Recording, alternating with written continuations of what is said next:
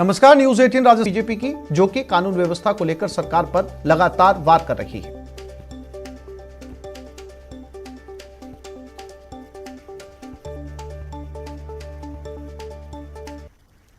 और सीधा रुख करते हैं बीजेपी ऑफिस में इस समय प्रेस कॉन्फ्रेंस। प्रदेश अध्यक्ष सतीश पूनिया मीडिया को संबोधित कर रहे हैं। खास तौर पर रोजगार देने की जो बात कही, मुझे अभी वापस जब राज्यपाल महोदय के अभिभाषण पर जब मुख्यमंत्री जी धन्यवाद प्रस्ताव कर रहे थे, वो आंकड़ा फिर से दुरुस्त कराना पड़ेगा। इन्होंने जिन नौकरियों की घोषणा की थी उसमें कुल मिलाकर जो पिछले 3 बजट में 1,80,000 पदों पर भर्ती निकालने की घोषणा की थी। तीसरे अभिभाषण में ये कहा गया कि 1 लाख नियुक्तियां दी जा चुकी हैं तथा 94,000 भर्तियां प्रक्रियाधीन हैं। मुख्यमंत्री जी ने कहा, जवाब में बताया, अभिभाषण में कहा कि सरकार द्वारा कई विभागों में लगभग 54,000 भर्तियां निकाली गई, तो 1 लाख नौकरियां दी कैसे गई और 54,000 की प्रक्रियाधीन कर रहे हैं, जबकि कुछ भर्तियां जो पूर्ववर्ती सरकार की थी निकाली गई थी। इसी तरीके से नौजवानों में संविदा कर्मियों का एक बड़ा मसला है। इन्हीं ने अपने जन घोषणा पत्र में भी उल्लेख किया और ये अलग अलग बार अलग अलग डेलीगेशंस में इसका भरोसा भी दिया और मंत्रिमंडल की उपसमिति बनी। लेकिन अभी तक 3 वर्ष बीत जाने के बाद उन संविदा कर्मियों की नियमितीकरण का कोई भी तरीके का आश्वासन या किसी भी तरीके का भरोसा सरकार ने नहीं दिया है। सरकार ने 1 फरवरी 2022 तक कुल 16,54,106 बेरोजगार पंजीकृत बताए।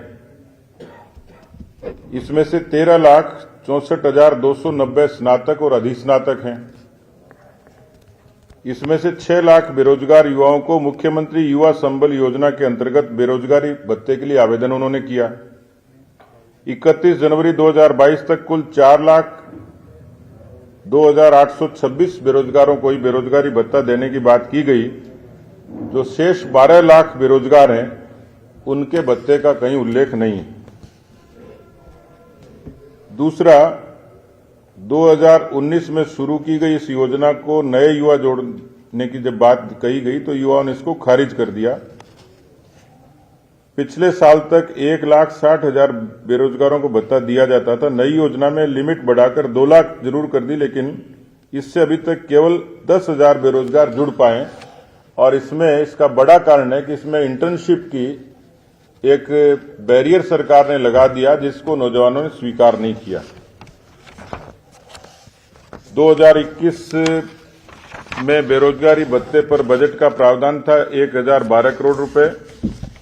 इसमें से करीब 600 करोड़ रुपए भत्ते के दिए गए, 400 करोड़ का अभी भी शेष है। इंटर्नशिप को जरूरी करने के कारण 4 घंटे की इंटर्नशिप जरूरी की, तो जो प्रतियोगी परीक्षाओं की तैयारी जो नौजवान करते हैं, उन्होंने इसको सिरे से खारिज कर दिया।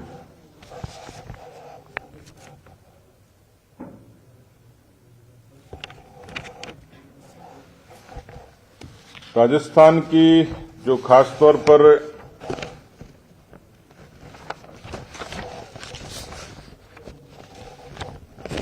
पांचवा जो संकल्प इन्होंने बताया था 2021 के बजट में, शिक्षा का परिधान। हमारा संकल्प शिक्षा का परिधान। राजस्थान के शिक्षा के इंफ्रास्ट्रक्चर के बारे में यदि ठीक से आप आकलन करेंगे तो अधिकांश स्कूल बुनियादी सुविधाओं से वंचित हैं। अभी भी बहुत सारे स्कूल्स में उस तरीके के बुनियादी जरूरतें पूरी नहीं हुई हैं। क्लासरूम्स की कमी है, टॉयलेट्स की कमी है, बिजली के कनेक्शंस भी नहीं है। महात्मा गांधी अंग्रेजी विश्वविद्यालय खोलने की घोषणा की। हालांकि महात्मा गांधी जी भी अंग्रेजी शिक्षा के पक्षधर नहीं थे और उनके भाषणों में अनेक बार इसका उल्लेख होता है, लेकिन फिर भी जैसी अलंकृत करने की आवश्यकता उनको लगती है, जिस तरीके से वर्णित करते हैं मुख्यमंत्री जी, इसमें दिक्कत वहां पैदा हुई कि जहां अंग्रेजी स्कूल तो खोल दिए, लेकिन वहां हिंदी माध्यम में पढ़ने वाले बच्चों के लिए कोई वैकल्पिक व्यवस्था नहीं होने से वहां एक बड़ा प्रश्न खड़ा हो गया कि वो बच्चे जाएंगे कहां। जो फैकल्टीज है उसके लिए बहुत लंबे अरसे से डिमांड चली आ रही थी अलग अलग स्कूलों में, वो नहीं खोली गई। और विशेष जन जो दिव्यांग हैं उनके लिए स्कूलों की घोषणा की थी, वो पूरी नहीं हुई। छठा संकल्प था पानी, बिजली और सड़क को लेकर। पानी को लेकर एक बड़ी महत्वाकांक्षी योजना जल जीवन मिशन, और उस मिशन पर आधे आधे हिस्से में केंद्र और राज्य सरकार को काम करना था।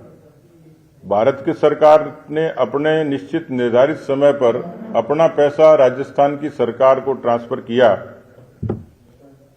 2024 तक इनका जो लक्ष्य था 84 लाख का, जो घर घर नल पहुंचाने का था, वो 60 लाख ही पूरा हो पाएगा। अभी तक की जो रफ्तार और नीयत है, केंद्र ने इस पर संज्ञान लिया है।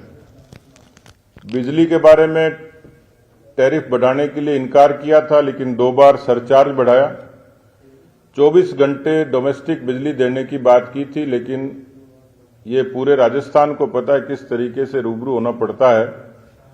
72 घंटे में ट्रांसफार्मर बदलने का वायदा किया था। 72 घंटे छोड़िए, 72 दिन में भी नहीं बदला जाता। और शिकायतों की सुनवाई, ये कहा जाता था कि ये जो कंट्रोल रूम है, हेल्पलाइन है, इससे आपकी तत्काल सुनवाई होगी, उस पर कोई रेस्पॉन्स नहीं होता। और अभी तक जिस तरीके से बिजली घरों में कोयले की आपूर्ति का मसला, सरकार अपने विचार की सरकार होते भी छत्तीसगढ़ से उसको अभी तक भी ठीक तरीके से उसको मैच्योर नहीं कर पाई, ये सरकार की एक बड़ी विफलता है। 7वां संकल्प था कौशल व तकनीकी प्रदान।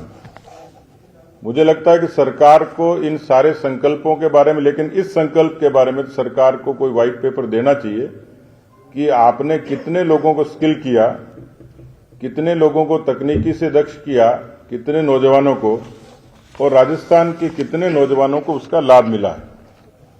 क्योंकि ये स्लोगन जरूर है, पर राजस्थान की सरकार की तरफ से अभी तक कोई उल्लेखनीय स्किल डेवलपमेंट से नौजवानों को स्वरोजगार से लेकर उनको रोजगार की दिशा में कोई बड़ी उपलब्धि हासिल हुई होगी। सरकार के इन वायदों के बाद जो लगातार हर बजट में इस चीज को रिपीट किया जाता था, बहुत जोर देकर ये कहा कि हम राइट टू हेल्थ ये कानून लेके आएंगे, नई खेल नीति बनाएंगे, नई खनिज नीति बनाएंगे, एक ऐसा जवाबदेही कानून बनाएंगे जो सरकार की गई बातों को, घोषणा को अमल में लाकर लोगों को रिलीफ देंगे। जेम पार्क की घोषणा की, राजस्थान में नए जिलों की घोषणा कई जगह बड़े आंदोलन के रूप में दिखती है, लेकिन उस पर कोई काम नहीं हुआ।